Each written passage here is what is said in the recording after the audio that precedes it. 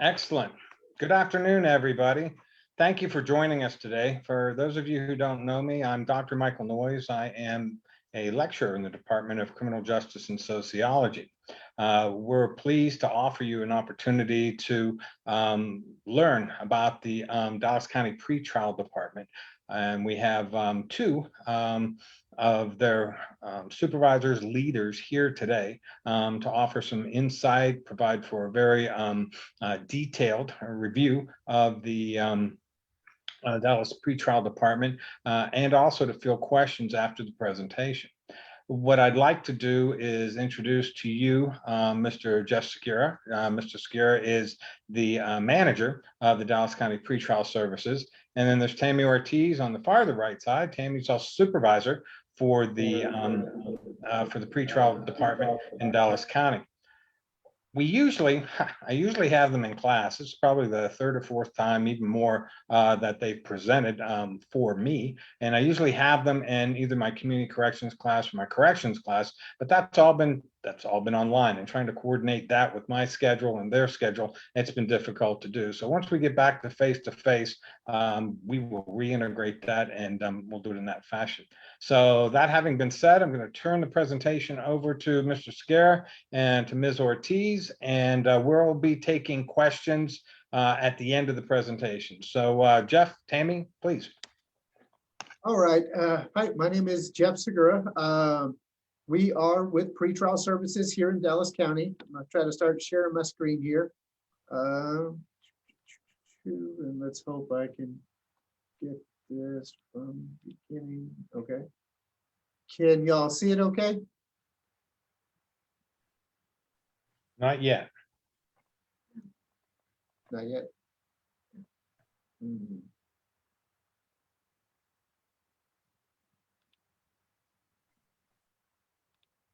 Okay, let's try that again.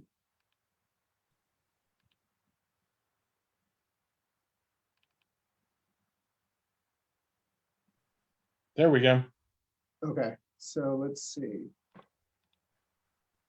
All right, how about now? Perfect. Okay, so my name is Jeff Segura with Pretrial Services. This is Ms. Tomasa Ortiz. She is our Human Resources Trainer Specialist Manager. Quick thing, pretrial services, as if you don't know, pretrial is the gap between getting arrested and going to court. So if you are arrested and you make a bond, that's where we kind of step in. I'll kind of go through each one of the divisions and what we do as we go, but that's kind of we are. If you say we're being supervised on bond, it's likely pretrial services. So we are a supervision officer, if you think of us in the same family as probation and parole. Now, a quick rundown on myself. I'm Jeff Segura, pretrial. I've been with Dallas County since 2001. Actually, prior to that, I was a teacher. I only taught for 1 year, wasn't my forte. Ended up falling into the world of juvenile probation. Spent 5 years in juvenile probation. After that, I decided I wanted to kind of move out there, and I went to the private world into a program where I was with a private company where I trained probation officers on various federal programs or wherever else the client needed. I did a lot of traveling through the country, so I got to see what probation was like in different states. Very interesting stuff. After that, I came back to the county in 2009, went to juvenile probation, went to electronic monitoring and pretrial services in 2013. Stayed there for a couple of years, and in the time between juvenile and that, I did everything from sex offenders to gang unit, Project Spotlight programs, intense field, variations of that. I went to become the CJAB Criminal Justice Advisory Board Program Manager in 2016, which was kind of a behind the scenes board for law enforcement professionals and chiefs of police to kind of work a board out. That's kind of where I met Dr. Noyes. In 2018, I became the Pretrial Services Manager. So here I am, Pretrial Services. And let's go on with our mission statement.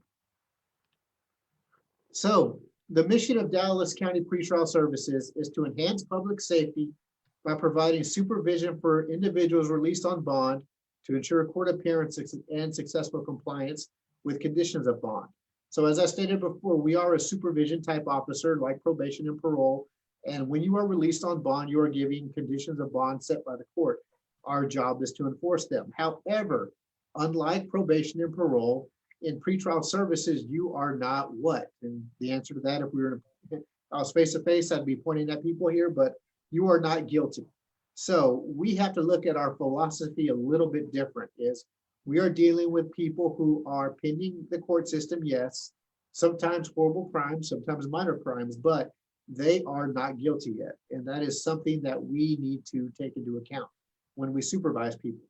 I'm very big on our officers showing a level of respect to our defendants.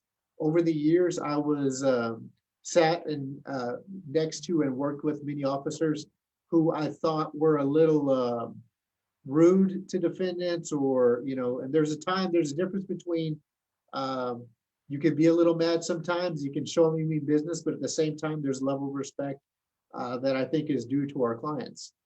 And that's one of our big things here, and especially in pretrial when we are a pre-service investigator or pre-services unit or department. So they're not guilty yet. We have to bear that in mind. There are times that we have to be strict, but at the same time, we have to find the correct balance. So with that, oh, and I'm sorry, Miss Tammy, did you want to give yourself a background? Sure. Okay, go ahead. Here, I will try to mute myself. I'm going to mute myself. Go ahead. I'll mute the speaker. Okay, just mute yours. You mind? All right, go ahead. Mute mine. Yeah. Mute. Oh. Can you guys hear me? Yes. Okay, because I'm in his office, but I muted the speakers on my Surface Pro.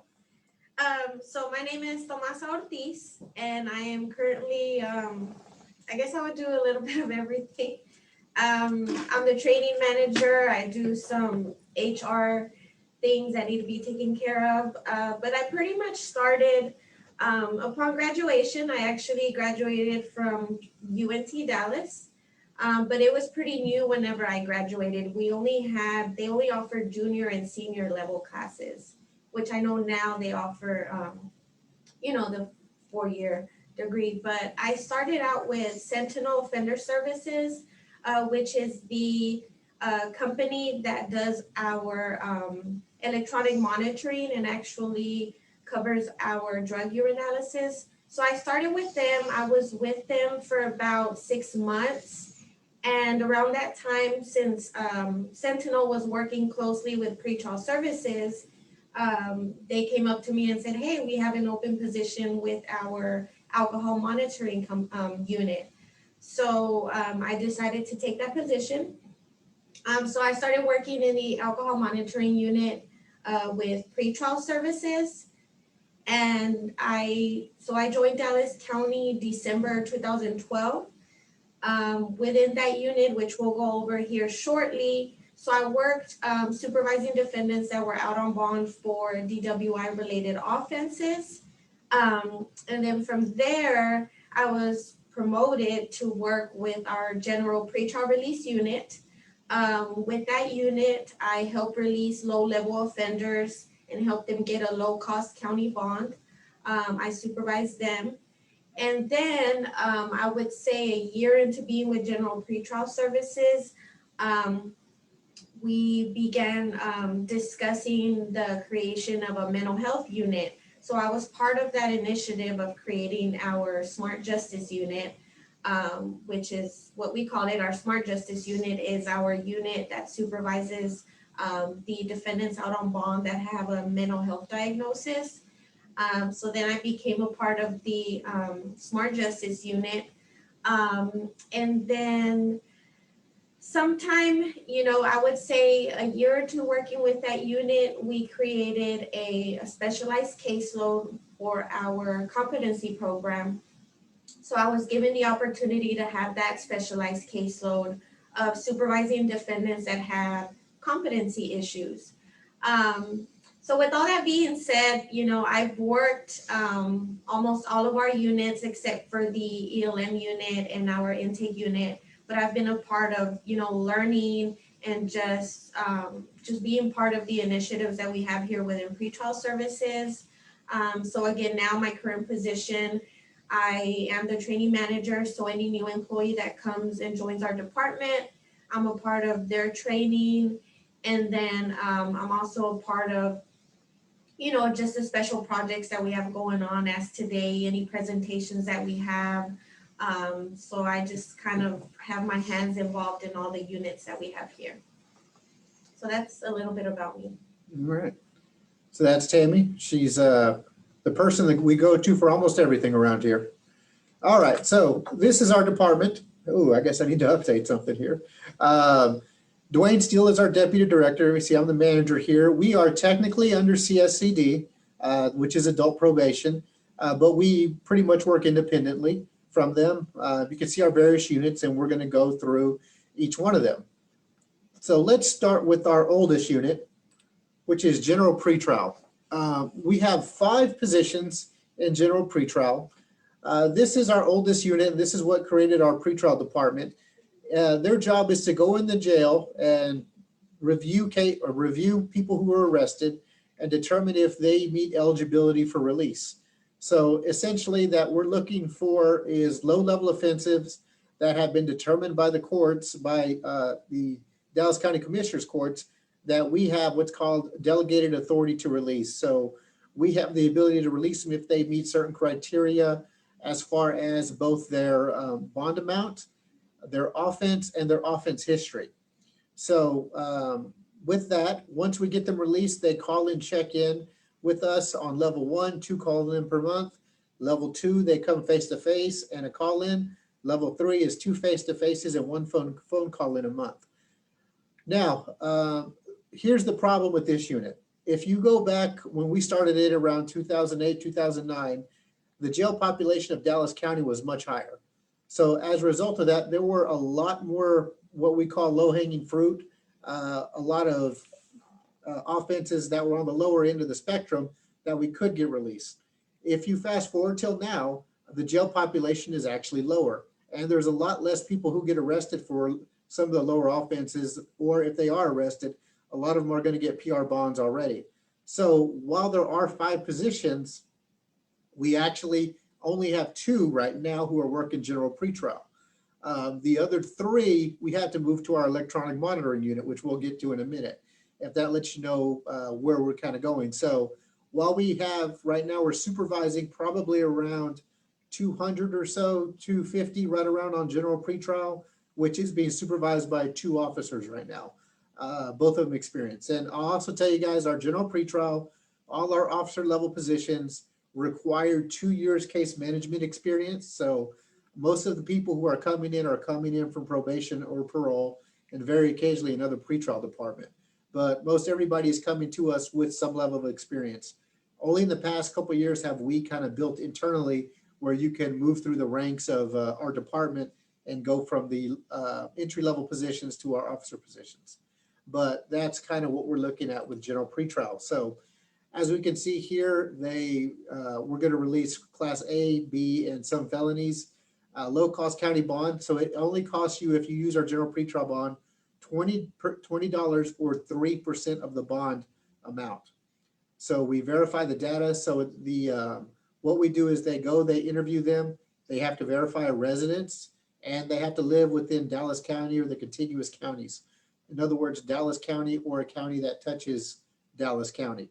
Once we get them out, they have to call and do their check-ins from there. So a lot of times we get the question is, what if they're homeless? And homelessness, for a long time, we could not supervise people on homelessness, but lately we've kind of gone to the point where if we can get a good phone number, we're going to try to get you released if we can get them actual contact information, or sometimes if they're going to a shelter consistently, we can do it from there. But if they are homeless, no contacts, it's incredibly difficult for us to work that. All interviews are conducted within the jail, but in the time of COVID, we've also got now where we can do interviews from our office via the webcams and stuff. But most of our stuff is done in the jail. And obviously, this being COVID time, we are essential work, so we never shut down in this COVID era. We had some officers on rotation, but we always had to have somebody in the office and somebody in the jail. But we'll get to our jail crew in a little while. Now, our next unit is what we call our MH pretrial release unit, but now is known as Smart Justice. This began as a grant that the Caruth program looked at us and said, and other stakeholders within Dallas County, and said that there are a lot of people who have a mental health challenge that are in the jail. Is there a way we can help them out and get them out? So we worked in a collaboration with us, the clerks, the public defenders, and the DAs. And we said, let's see what program we can come up with, which is where the Smart Justice program came from. There are 10 officers in this department. Hold on for a second. My light goes off periodically. When somebody comes into the jail and they hit what we call kind of a mental health flag, there is a triage that goes through. If they hit certain flags that they are reviewed, they may receive an assessment. They're interviewed by our officers, and once again, we have to verify residence, and they have to meet offense level the criteria. From there, they're released. We also deal with conditional dismissals, and they not only have to do all the check-ins that you would have in our general pretrial unit, but they would also would have to receive. We try to get them connected with mental health services and try to help them out there. Now, for our officers in this unit, there is a high level of patience because these are sometimes, some people with some very significant mental health issues, and to deal with the mental health issues and deal with people with that, sometimes it takes a very patient individual. I'll admit that in my officer days, I was probably not the best at dealing with the mental health defendants. I kind of prefer dealing with my sex offenders in the gang unit kind of stuff than that. But almost all of our background here for officers, we look at people who have dealt with mental health, who have a mental health background of some sort to deal with that. Because you kind of deal with that, these offenders a little bit differently, a little more patience, a little more understanding, but at the same time, we got to make sure that they're getting their help and attending their classes if they are assigned to that.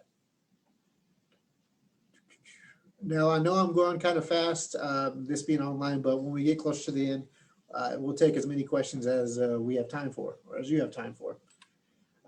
So the services, it is a mental health PR bond, so class A, B, and some misdemeanors, and they will be with us generally until their case is disposed of. Same with general pretrial. We supervise them until their case is done in court. We have a program called ADAPT here that we contract with. They do complete mental health assessments, and that's where we get the information from them. So they are screened before they're released from jail. If they're not arrested, we get them out, and we make sure that they are appearing in court and getting their services. Now, the court appearance is a big part of our department. All of our units are responsible for informing their defendants of their court dates. That is a big issue, of course, being pretrial. That's one of our biggest things. But for example, we had a person who had a strong mental health issue who's come into the office. We've told him many times, these are your court dates. You don't have to come in, but still he insists on coming up to the office and has the same question. He'll ask the question in the 5-minute time frame about 10 times. And it doesn't matter how you answer him, he's going to ask it. And the officer that he deals with understands this and has to be extremely patient and try to get him the services. Even we noticed that his attorney, when he would text his attorney, was getting a little short with him. But we still had to talk to him. He's in our office. He's on face-to-face. So we had to make sure, he has some level of understanding that he's responsible for his court hearings and making sure it's written down for him, giving him a paper about that for him to understand it. But even still, it is a little bit of a challenge on some of these cases because it's not always our officers can't always tell if they're really understanding it, but that's why we have to get them the mental health services that we can. Now, our next unit is our alcohol monitoring unit. So I know a lot of people here in the college ages like to go out, have a good time, have a couple drinks. Well, if you end up with too many DWIs or really high DWI, you could end up with a machine on your car that you have to blow into to start your car. And if you are having that, you have to report it to us. That is our alcohol monitoring unit. Now, we have 6 officers who have 250 to 350 cases each. Now, I say they're officers, but technically they are what we call our technician level. So they are one level below our officers, which when they have a little time here, they generally apply for one of our officer positions. So with here that this crew is, they monitor people, 250, 350 cases. Now, what they're checking is to make sure the person is using their alcohol equipment, blowing in their alcohol equipment, and not getting positive alcohol tests. And to answer the questions that everybody thinks is very clever, we very much know it's not mouthwash and it's not NyQuil that you had every day. And we can also tell by how the testing is done if it's any of these items. But literally our staff sometimes hears that once a day from somebody. Well, I just had some mouthwash. I was feeling sick. I had some NyQuil. That must be it. But we can tell. And let me also tell you, when we look at those pictures, nobody looks good when they're blowing into the monitor and the monitors take your picture. I don't care how attractive you are. It's just not your best side no matter what. So be careful out there if you are having fun. Thankfully, you guys have Uber and Lyft. So be careful, not to mention the damage you could do to your career, as many of you guys are probably looking at the criminal justice field. A misdemeanor A or B can really slow down, if not completely derail your career choices. In the criminal justice, I think misdemeanor B, you may be ineligible for any kind of law enforcement job for, I want to say 10 years is the requirement. So that can really slow things down there. So be careful out there. They must contain a ignition interlock within 30 days of their release from jail. They must contact our agent within 3 days of orientation. They cannot drive any vehicle that is not equipped with an interlock, must be proof of their interlock, and cannot consume any alcohol, narcotics, or marijuana. Random drug testing is also administered. They maintain their interlock until their case is disposed of. Once it's disposed of and they get it dismissed or they're found guilty, then they can lose the equipment if the court allows that to. That is our biggest unit these days. Because of COVID, cases have slowed down. So this unit used to supervise between 12 and 1,300. Now we're supervising closer to 16 to 1,700, just because COVID slowed things down a little bit in the courts, and that's backing it up a little. So those interlocks, those aren't free. They cost a lot of money to have on your car. So it behooves people to get their case done with and move on with their life from there. Now, our next unit is our electronic monitoring unit. We have 8 officers here. I guess I need to update that. We are up to 11 officers, plus 3 that I mentioned are from general pretrial. Now, this is monitoring of people who the court have deemed need an ankle bracelet for their whatever they're out for pending offense. Here we have everything from, high-level misdemeanors to capital offenses. So yes, anytime that a case is being out on a bond, where you see a lot of stuff on TV, this guy's out for murder, he made bond, aggravated assault, chances are they come through our doors. Now, this unit around 3 years ago, we supervised intensely 200 people. Nowadays, we're close to 900 people. Wearing an ankle monitor, have to charge it every day. It's like a cell phone, but that we supervised and to a high level of supervision. So we're going to know everywhere you went, and you have to get permission for most places. The equipment's so good, it can tell me how fast you were going on the highway 3 days ago, if we want to find out about that. It's an intense unit. This is another one that our numbers have gone up because of the slowdown in courts, but any high profile case probably comes through our door. Is an ankle monitor is one of ours. Hey, Jeff, could you explain why you would have high numbers if the courts have slowed down? Simply because if the courts are slowing down, the cases aren't being moved through court. So that creates a backlog of cases. Now, the courts started going full force in June, so it's starting to pick back up, and we're moving cases through.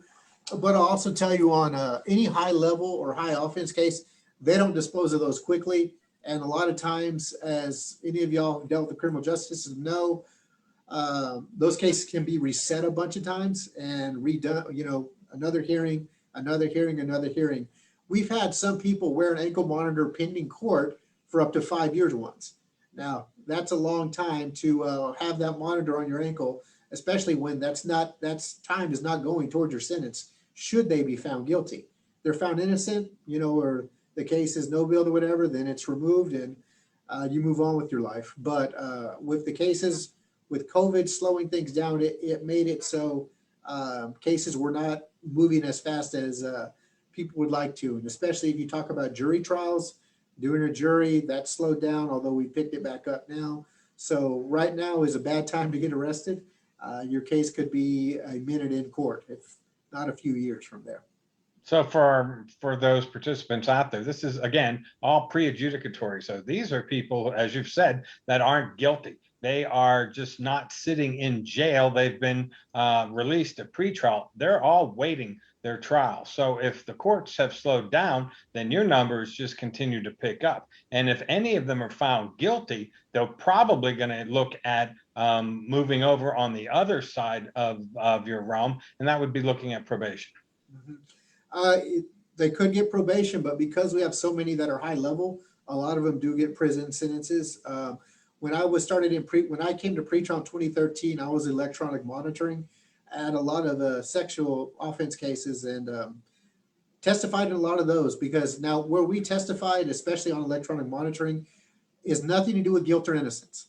Your offense happened or not happened, that's between you and the court. We testify mostly in the sentencing phase. So once they're found in these circumstances, if they're found guilty, in the sentencing part, a lot of times we're asked to testify to see how they did on the monitor, and if probation could be an option or if not. But a lot of our cases do end up with some prison time, unfortunately, for the defendants and the family from there.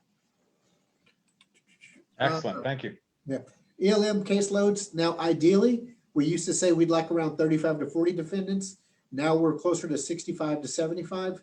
GPS unit, they could be full schedule accountability, which is we need to know where you're at all the time and you need to be at home, or you can be on work release where you're allowed to go to work and back, but it has to be a verifiable job.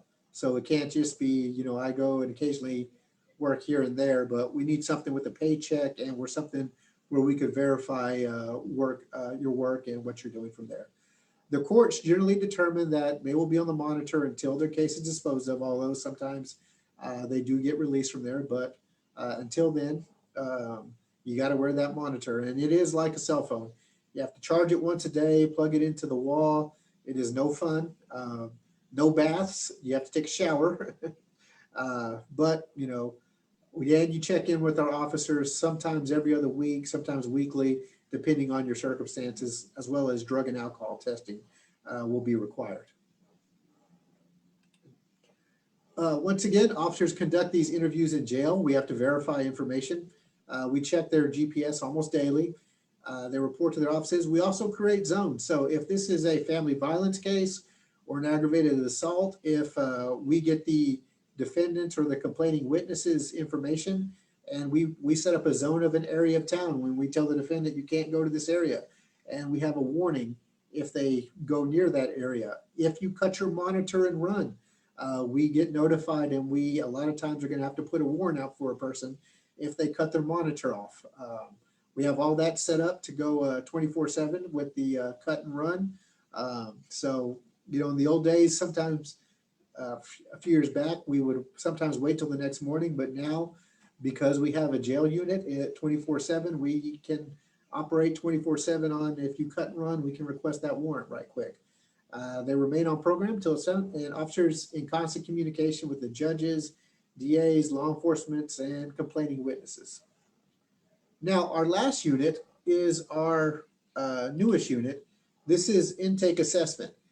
Now, this is a 24/7 operation in the jail. This is where we look at our kind of entry-level position. The job of our intake assessment unit is to help the judge make the best determination if there's going to be given a bond on a person.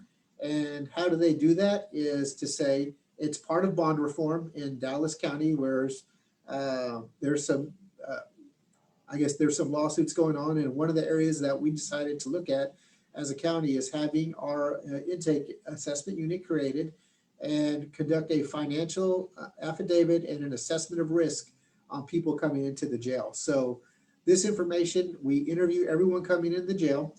Now, it's entry-level position, but one thing we always tell people is, okay, I know you're new here, but you have to understand that you're dealing with people who just got arrested. You are likely dealing with them on the worst day of their life. Now, some people are used to it, but you know, the vast majority of people, believe it or not, are not used to being arrested. So when they're going to come, you're going to interview them, and you're trying to get financial information from them. A lot of times, you know, we get people who are drunk, high. If they can be interviewed, we got to interview them later on when they're sobered up. But a lot of times, you know, these persons come in, they're desperate, they kind of want looking for that lifeline, but our person's job is to get that information and provide it to the judge. So they're going to ask about where they're working, if they have what incomes they have family that can assist it, and we feed that information to the judge. We also use an assessment of risk, and that assessment of risk is going to say, look at their past history, look at their current offense. Is it a violent offense? And we're going to give that information to the judge as well. It provided magistrate and determine the appropriate bond and the release from there. Now, currently, we have one of our interns from the from y'all school is now working in our intake assessment unit, and we've had others. So, which leads me to the next slide. Interns, yes, we take them, and Dr. Noyes has always been giving us some very good interns. So, if you're interested in coming to hang out with us for a semester, we welcome you. Now, the one person we actually did hire permanently or hire as one of our part-timers in the jail. But we also have, but if you want to come, and you don't have to necessarily look for a position, if you just want to see how it is, you will be given an opportunity to work in all these units. You will, sit there, help with interviews, help with looking at GPS with ELM, with the mental health. You'll go to court and watch them work in the court office with general pretrial. You can help do interviews to get them out of jail, or contacts on the back end in the alcohol monitoring unit. You can kind of review what the the UAs and the drug or the blows look like when we have to actually look at the pictures from there. So with that, I guess we're going to go to questions and comments. Yeah. All right. What questions or concerns or comments do you guys have for us? Well, let me highlight about our internship program is that the Dallas County Pretrial Department and us, we've probably run 8 to 12, probably more interns. We average about 2 interns per semester. That includes the summer semester also. And the Dallas County Pretrial Department, they're very good about rotating our students through each and every one of the departments that they've outlined and giving them experience in all of those. So you're not going to be fetching coffee. You're not going to be, taking recyclables outside or, just those tours. You're going to be part of those teams and you're going to learn. Also, by being there and being present and then being efficient at your work, you're also showing them the work product of who you are. And we've, as Jeff has indicated, they've hired 1, 2, 3 of our interns that I know of. And one wasn't originally an intern with them. She was an intern with another department, but then she came on full time just a while ago. So a lot of it is right place, right time, and then also a good work ethic. So this is a great starting opportunity because you will indeed see and become involved in the criminal justice system very early on, just as those that have been arrested. So this is a great internship opportunity, and I want to go on record in thanking Dallas County Pretrial Services for providing this. They've worked well with our interns. There haven't been any issues or concern, and our interns have averaged well, they only have to do 8 hours a week, but I've got interns working as long as 20 hours per week because they're available, they like it, and Dallas County Pretrial Service saying, okay, and please, we got the work, and if you're able to do it, wanting to do it, then that's fantastic. So just a plug for them, and then also for our interns. So I'll also say that one of the questions I see is, what are the qualifications to apply for pretrial release? And it's different depending on the position. If you are looking at our entry level position, which is going to be the jail intake, technically all you need is an associate's degree. However, we generally only hire people with degrees because if you don't have a degree, you couldn't move up. And we know that that position is one that generally people, it's great to get your foot in the door, but most people don't want to do that position, you know, for all their career. So we generally hire degreed people, come in and get your experience. From there, we usually go, our track is from intake to after intake would be the alcohol monitoring unit. And that is an equivalent position. It's a lateral, but generally, once again, we're only going to take people with a degree for it. One thing with that position is, as I said, you are monitoring 250 to 300 or so individuals. A high level of organization is needed. It's a skill that you need for that. From there, usually you have to work in there about 2 years before you're eligible to apply for our officer level positions. And then from there, we have the 3 different officer level positions to go into. But I think a lot of them actually get so are almost relieved to go to the officer positions because their caseload goes from 300 to about 50 to 70, depending on the position. But it's a more focused and a little more nuanced with dealing with them than just looking at the alcohol things from there. And Jeff, could you, you or Tammy, explain a little deeper about the intake unit, the 24-hour status, the shifts that you're running, the purpose of this unit in the jail? The purpose is to, like I said, to provide the judges with the best information. It's part of bail reform. So, if you look at when you come into jail, it's to give the judge the best information. So if you're saying that someone is super rich and they come in, they can bail out. What if you're not? Like most people who are going to come into the jail. So it lets the judge know, hey, yeah, this person may not have a lot of money. So it lets them make the judges make the best call on that. It helps them make the best call on that. It's up to the judges ultimately. But what they do in there is your financial affidavit. Like I said, it's going to give us how much they make, if they're on any kind of government assistance, whatever information we can. If they are helping out family, that's a question we ask too. Are they providers for people? And help us make that determination from there. If that makes more sense.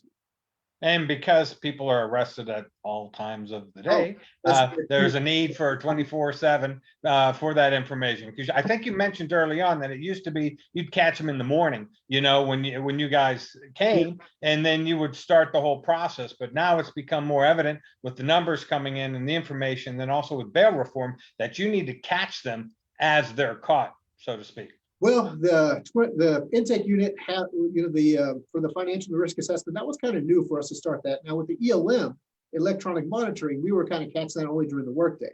But when we created the intake unit, one of the benefits of having a 24/7 jail operation is now we can respond to stuff 24/7. So we have a whole process, and I've carried the what we call our duty phone too for electronic monitoring. So we get a text that says, "Hey, little Johnny cut his monitor off." I try to make contact with little Johnny, and if I can't, then I call our intake unit. I send them information over. They walk a warrant over to the magistrate, and we get an active warrant signed from there. So it helped out quite a bit. That's quite an advantage. But the 24/7 operation was something new for us to start in. Dwayne and I had never created a 24/7 unit, so it was a bit of a learning experience. But we have 2 great supervisors in there now. And how many shifts do you run, Jeff, in the 24 hours? Okay, so it's a total of 15 employees, 3 part-time, 12 full-time. So shifts of 3 people, 3 times a day. And so there's dead midnights, dark midnights that people are working. So, I mean, you could start a shift at 11:30, 12, and then be done by 8 in the morning, correct? Okay, so the shifts are 7 a.m. to 3:30 p.m. and then 3 p.m. to 11:30 p.m., then 11 p.m. To 7:30 a.m. essentially. Okay.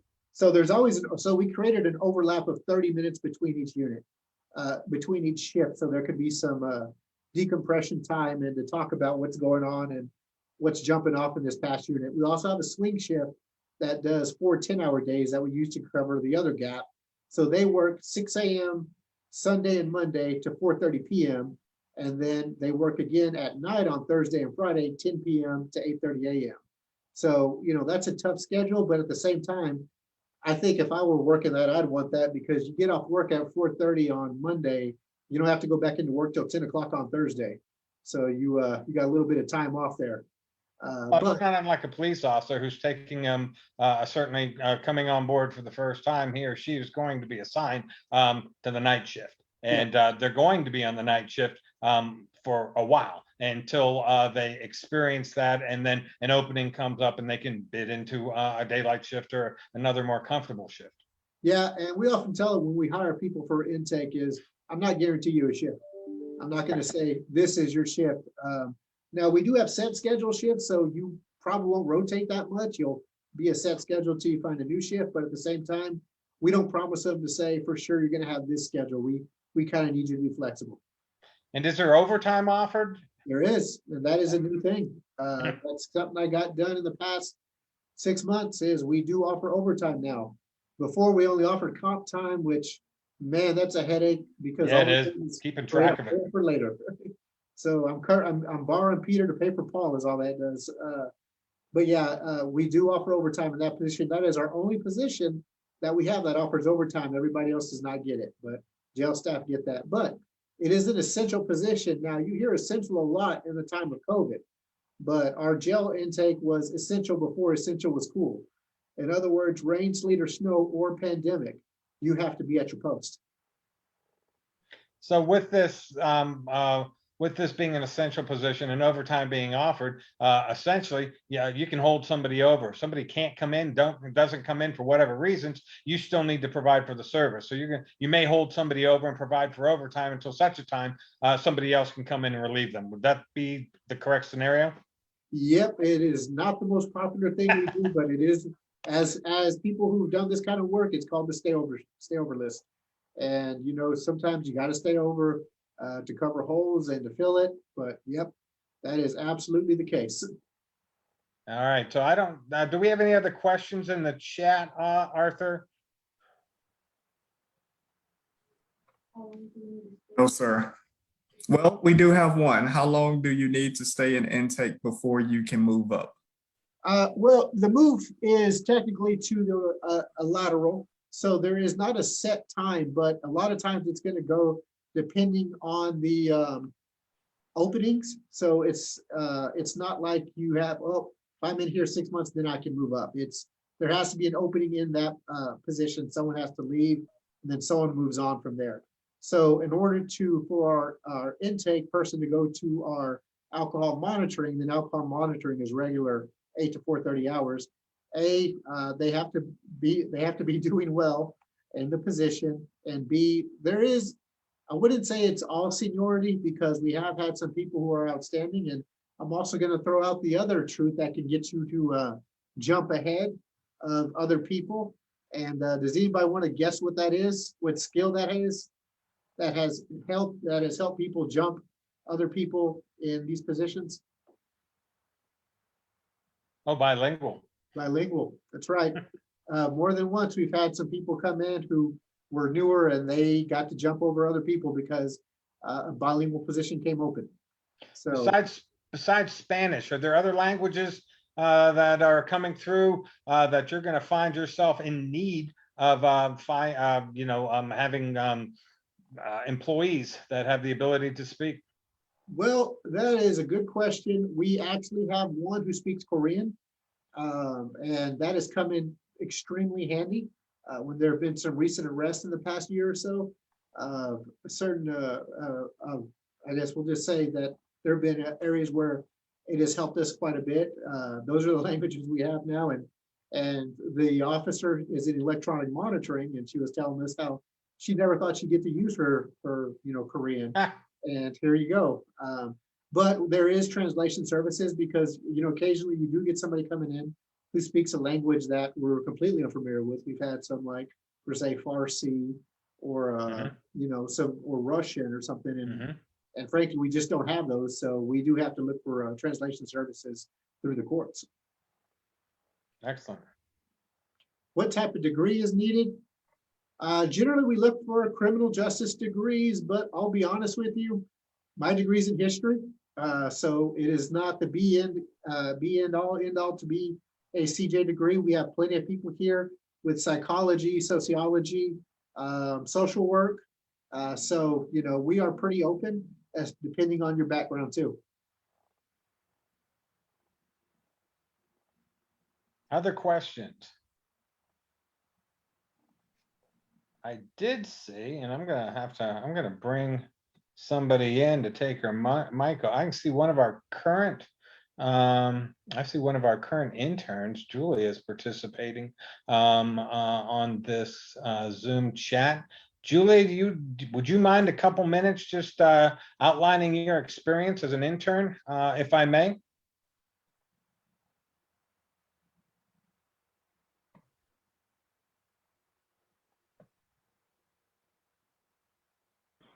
Hello? Hey, you're on. Yes. I'm trying to take off the sticker.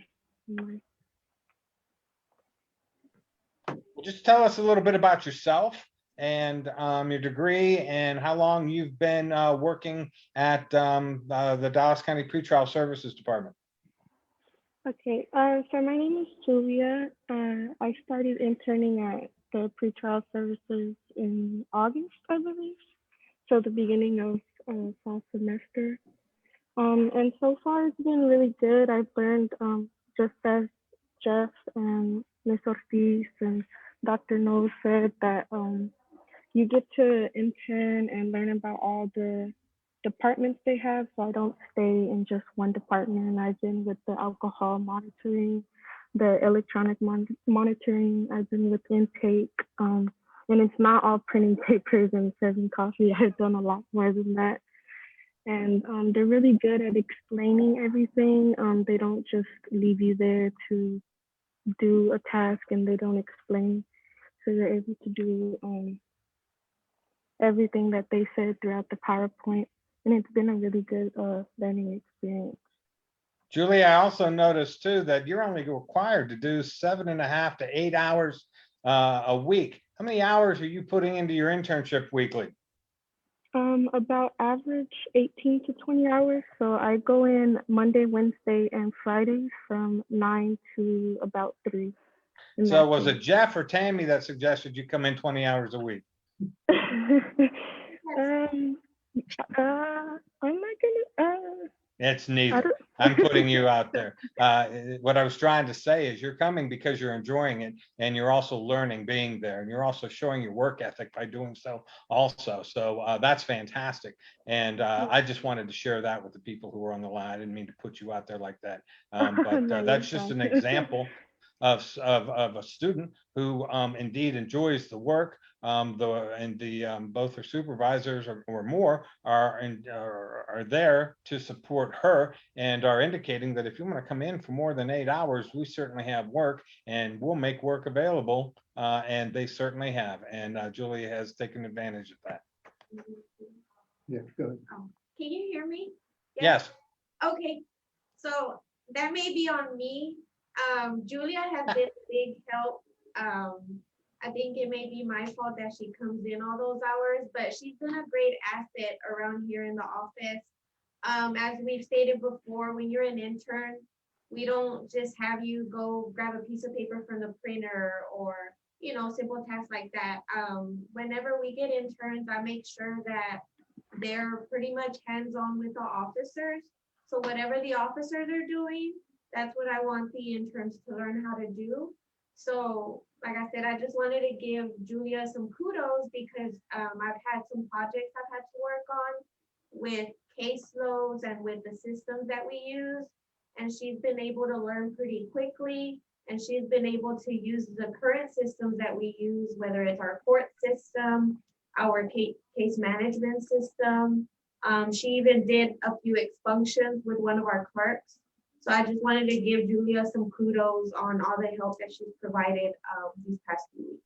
Well, and to Julia's strength, Ms. Ortiz, you wouldn't, she wouldn't be volunteering, nor would you be asking if you didn't think she had the abilities and the work ethic to do so. Is that correct? Correct. correct. I believe she's very smart, quick learner. So thank you. Thank you. Oh, so Thank you. So that's the point that I was trying to pull, is that you can put in as many hours. You minimally only have to put in the 8 hours for the 120 hours for the semester. But when we find those interns that really latch on and show their potential to their supervisors, it's fantastic because it provides them with extra opportunities to work. And also, if at some point an opening were to come up, at the time or the place, serious consideration is going to be given to somebody with the skill sets that have been shown by Julia. I think Dr. Noyes said we had 3 from his crew that we eventually hired, but if you look at from the times I've been here, it's probably been more like 8 or 9 overall people who've interned with us who've gotten jobs here. A lot of them are still here actually, and some have moved on. One went federal last year, so it's a great place to start. A question from Mr. Mata: do you think entry-level loss prevention with the national retail beneficial for someone getting an idea of criminal justice field? Yes, loss prevention is kind of a good background to there, but it's also, be careful. It's not the be and end all, but you do get some good interaction with the police. Just don't go in there thinking too much like you are a police officer too, or something along those lines, because we run into that too. And I've had some loss prevention people went too far that I've heard with their loss prevention stuff. But no, it is a great entry level. It's a great way to kind of start a career. And I think it gives you some good background into seeing the criminal justice side, and especially the interaction with police. So excellent. So I just wanted to again open this up for any other questions that we have. And while we have Jeff and Tammy here to do so, for those of you who are not currently interning and are interested in internships, I'll be starting within the next week or so soliciting internships for the spring 2022 semester, and right after that probably for the summer semester, so we can line all these up. There's background checks that need to be made on both sides. I have internal reviews and interviews that I have to do with candidates, and then once I select candidates that I think are good fit, then I make those referrals then to Mr. Segura and then Ms. Ortiz, and then they make the decision after an interview if this person's going to fit with their team. So it's a process, and we're looking for those good fits. And as spoken, if we've had indeed 8 or 9 people that have moved on from internship to employment, I think we've done a good job both ways in identifying those students and interns that are a good fit, and we're going to continue to do so. So if you have an interest, I'll be posting soon. Keep your eyes open, ears open, and I'll be setting up a presentation real soon to talk about our internship programming. So do we have any other questions for either Ms. Ortiz or Mr. Segura? Let me also say one quick thing. Please. As far as getting hired on, being an intern, while it helps, I don't want to give the impression that we just hire everybody on, because it kind of goes to, there has to be a position open. But we do look at our interns quite quickly. And a lot of times there have been, of those 8 or 9, a couple of them have actually, graduated, went somewhere else, then came back to us. So, we keep our people around and we remember them. And I still, when I see a resume and I see that they interned with us 4 or 5 years ago, we try to bring them in for an interview quite frequently. Excellent. Any other questions for any of the participants?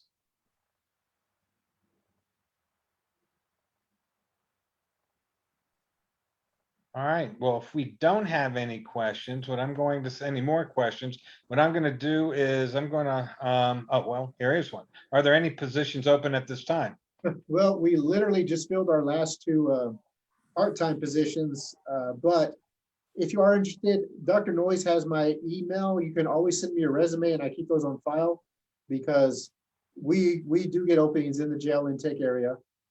So, I will keep you in mind from there. And it's an entry level positions. It is. So a lot of these individuals find work somewhere else and create a vacancy in a hole within your department. Yeah. So those can and come at any time. we people here, you get a job, you know, you want to stick around with us, great. If you don't, man, we've got no ill will, and we'll write you a letter of recommendation wherever you want to go. We're not the kind of people that get all angry that how dare somebody want to leave us after we train them. No, we know people, they got their own paths to go on that too. Actually, I looked at it as a compliment, you know, that you were able to train somebody up, that they indeed are worthy of employment for another agency. They see the skill sets that you help them to develop, and that's fantastic. Mhm. Well, again, I want to thank Mr. Segura. I want to thank Ms. Ortiz. I also want to thank Arthur Lumsey and our Career Services Department for holding this and putting this together. For all of you that have any additional questions, you can contact me directly. You can contact Mr. Lumsey directly, and I will answer those questions. And if I can't, I'll push them on to the people who indeed can. Arthur, do you have anything in closing? Yes, I was just going to suggest for our participants who attended today, please take our survey. We value your feedback. Let us know your thoughts, and that is in the chat box right now for you. Excellent. Well, thank you all. I appreciate it. Jeff, I hope you get to fly, and enjoy that time rather than drive. Yeah. And I'll be back in touch with, of course, yourself and Ms. Ortiz here within the next couple of weeks. All right. Well, thank you very much. You're welcome. Thanks, Arthur. Thank you. We hope to see you guys soon at our next event. All right. Take care. Thank you.